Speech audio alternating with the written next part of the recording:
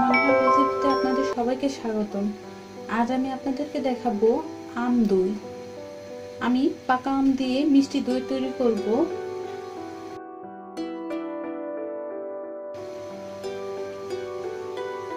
তার জন্য আমি এখানে 2 কাপ গরুর দুধ নিয়েছি।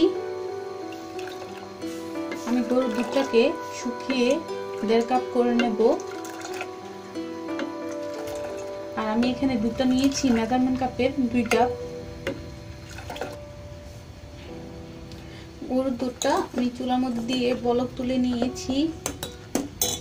যেহেতু পাকা আমের দই, সেক্ষেত্রে আমি চিনির পরিমাণটা কমিয়ে দেব। আমার 3-4 টেবিল চামচ চিনি লাগবে, তার চেয়ে বেশি দেব না, কারণ পাকা আমের সাথে দিলে আমে কিন্তু দইটাকে মিষ্টি করবে।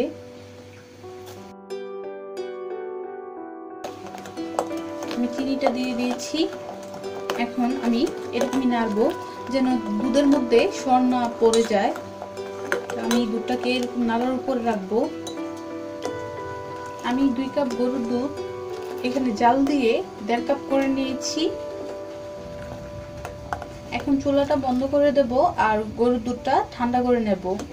আর আমি আমগুলি ছিলে নেব। পাকা আমের মিষ্টি দই তৈরির জন্য আমি 2টা এখানে পাকা আম নিয়েছি। এখন আমগুলোকে আমি ছিলে নেব। আমি আমের এই মাথাটা কেটে নেব।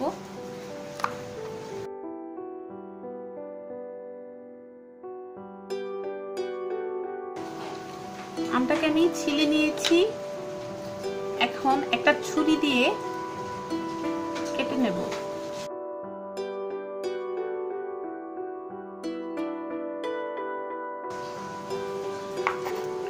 আমি আমগুলো কেটে নিয়েছি। এখন একটা মিক্সিং জার দিয়ে ব্লেন্ড করে নেব। গরুর দুধটা ঠান্ডা হয়ে গিয়েছে আর আমি যে 2টা আম ছিলে নিয়েছিলাম, আমি ব্লেন্ড করার পর মেজারমেন্ট কাপের 1 কাপ হয়েছে।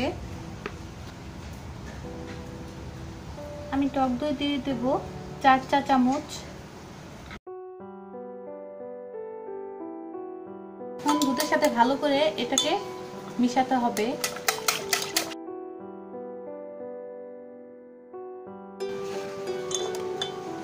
যে আমটা আমি ব্লেন্ড করে রেখেছি, আমটা আমি দিয়ে দেব।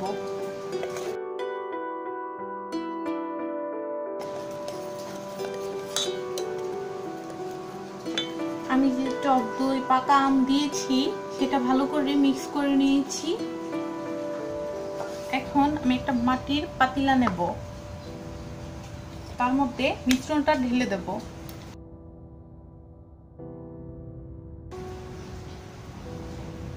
এখন একটা ঢাকনা দিয়ে আমি ঢেকে দেব। আর আমি এই দইটা চুলার মধ্যে তৈরি করব, কারণ আমি অলরেডি ইউটিউব চ্যানেলে আরেকটা দইয়ের রেসিপি দেয়া আছে, গ্যাসের চুলায় কিভাবে 1 ঘন্টার মধ্যে দই তৈরি করতে হয়। তা আমি সেম প্রসেসে এই দইটাও তৈরি করে নেব। আমি চুলার মধ্যে প্যান বসিয়ে দিয়েছি গরম হওয়ার জন্য, আর এখানে একটা স্ট্যান্ড দিয়ে দিয়েছি দইটা বসানোর জন্য। আমি স্ট্যান্ডের মধ্যে মাটির পাতিলটা বসিয়ে দিয়েছি আর এখানে আমার দইটা আছে। তো আমি ঢাকনা দিয়ে ঢেকে দর্শক 1 ঘন্টা পর যে আম দইয়ের জন্য যে দুধটা আমি চুলার মধ্যে দিয়েছিলাম সেটা আমি দেখবো এখন কি অবস্থা। আমি ঢাকনাটা খুলে নিলাম। একটু ধরতে সাবধানে, কারণ একটু গরম এটা।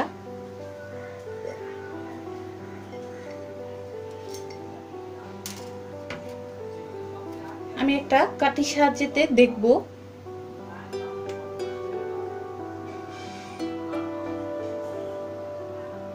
পারফেক্ট, আমার দইটা বসে গেছে।